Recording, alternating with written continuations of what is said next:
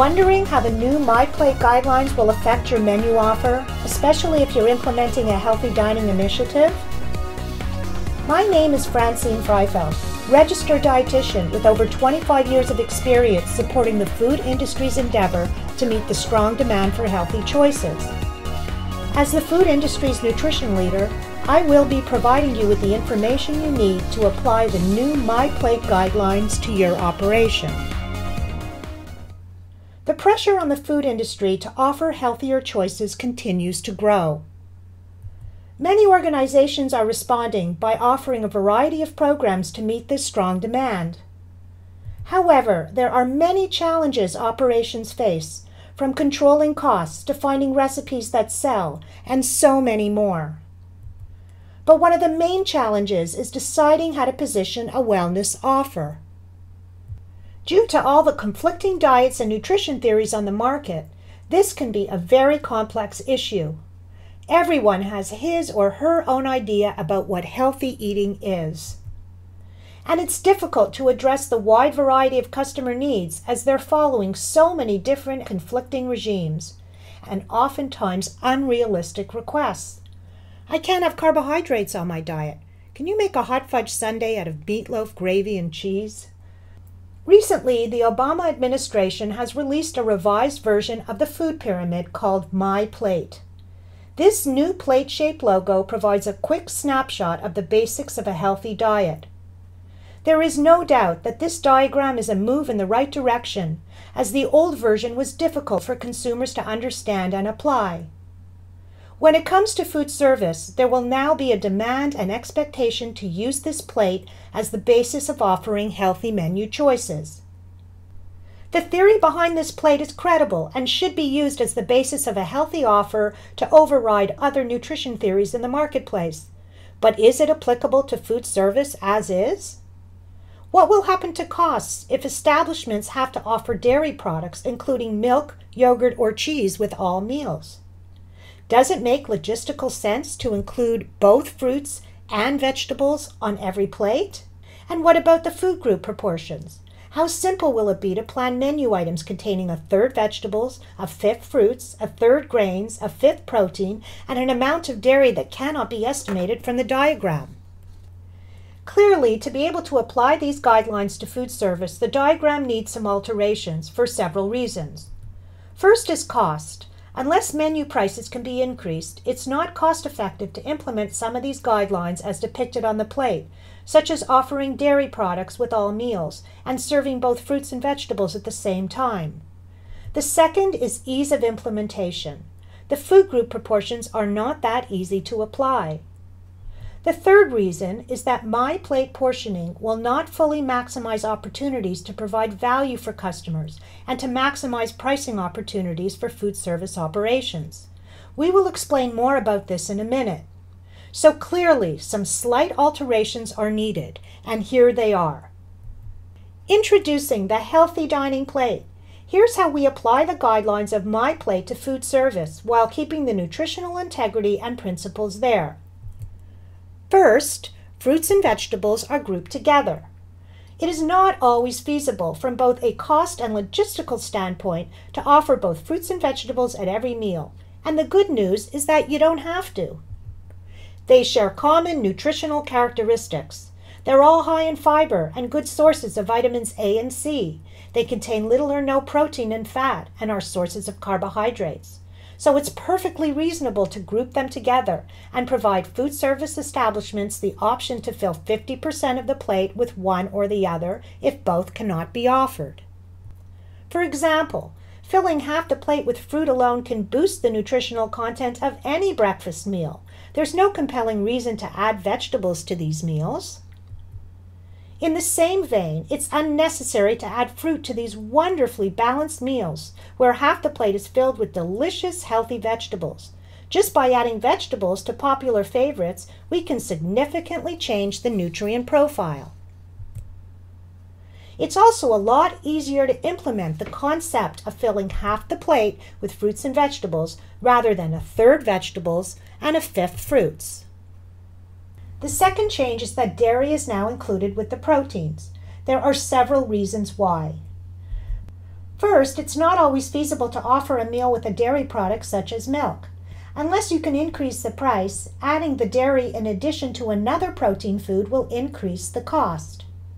As well, the food service industry depends on beverages as one of the highest contributors to add-on sales, and you lose this opportunity if it's already included in the meal without associated higher pricing. It makes nutritional sense. Dairy is a protein, so why do we need to have it off to the side by itself? A serving of dairy has a similar amount of protein as a serving of meat, fish, poultry, and beans, so it makes sense that it be included with the protein group. The fact that dairy has calcium is besides the point, as some green vegetables offer just as much calcium as milk, yet they're classified within the vegetable group. If the purpose is to separate dairy to ensure adequate calcium intake, then a group named calcium-rich foods should be created instead, which includes milk, yogurt, and cheese, along with broccoli, Brussels sprouts, fortified dairy products, and other high-calcium foods. It's easier. The protein in dairy now become 25% of the plate. This is a far cry from filling a fifth of the plate with protein and adding an arbitrary amount of dairy. The last change is that whole grains are emphasized, and starchy foods such as potatoes and corn join this group. Not all vegetables are created equal. Although highly nutritious, some vegetables are higher in starch and more calorically dense, such as potatoes and corn. The most consumed vegetable in this country is in fact the potato, most often consumed as French fries. A large proportion of many food service menus consist of potatoes, and to ensure nutritional adequacy, they need to be offered in the right balance. By leaving potatoes in the vegetable group, what stops establishments from filling half the plate with potatoes in any form, including French fries? It makes nutritional sense. Menus are typically planned by considering potatoes as an alternate to grains, such as pasta and rice. These foods share common nutritional characteristics, all being part of the starchy foods category. Classifying potatoes and other starchy vegetables in this group as an alternate to grains gives establishments the opportunity to pair them with lower-calorie vegetables to create a much more nutritionally balanced, cost-effective meal. It provides value and full pricing opportunities. By moving the heavier, more caloric vegetables to the grain group, the vegetable group is left with only non-starchy varieties, including broccoli, carrots, cauliflower, tomatoes, green beans, etc., which are lower in caloric density. Filling half the plate with these foods makes sense because their high water and fiber content take up a lot of space without contributing calories. In other words, these vegetables provide the largest volume for the least number of calories.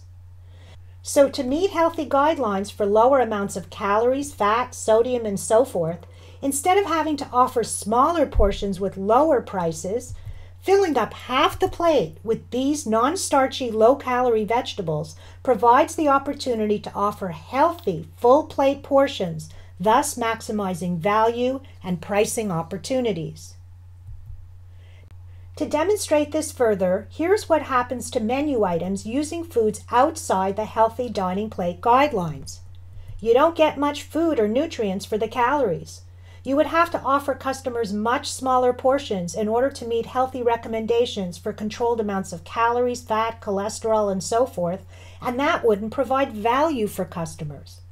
On the other hand, using foods and proportions that the plate is based on, you get way more food and nutrients for the calories, the perfect way to provide high value to your customers, more of what they want, more food and more nutrients, and less of what they don't want, such as less calories, less fat, less cholesterol, and so forth. So this food mix diagram of the healthy dining plate works. It's highly applicable to food service as it forms the guidelines and principles behind the development of healthy menu choices that reap multiple benefits for both customers and food service establishments. It's easy to understand and apply. It provides powerful nutrition and it's highly credible. It also provides maximum satisfaction and value for your customers, which leads to great sales and profit opportunities. With the healthy dining plate, it is possible to offer popular favorites just by giving them a healthy, exciting twist. French toast, hamburgers, pizza, and even cheesecake can be on the menu. This approach has strong customer appeal, which fuels customer satisfaction, loyalty, and business growth.